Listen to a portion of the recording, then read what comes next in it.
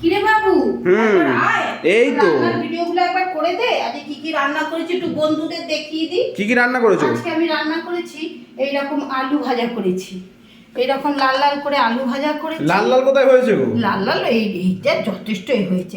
আর এই যে মসুর ডাল করেছি আজকে আমি, এই দেখো বন্ধুরা, পেঁয়াজ দিয়ে, একটু গাঢ় না করলে খেতে ভালো লাগে না।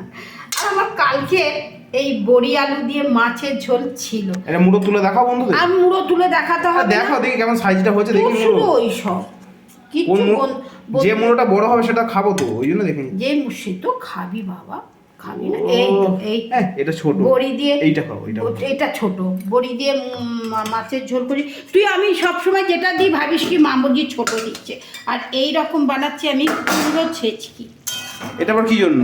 কুমড়ো ছেচকি, এটা তো রুটি দিয়ে খাওয়া হবে, আলু ছাড়া করেছি। তা কুমড়ো যখন ছেচকি করেছো তাহলে লুচি দিয়ে দাও। আলুটা চলবে না তাই না? এটার সঙ্গে লুচি যায় না, এইটার সঙ্গে লুচি যায় না। তুই লুচি খাবো করলে এটার সঙ্গে লুচি ভালো লাগবে না।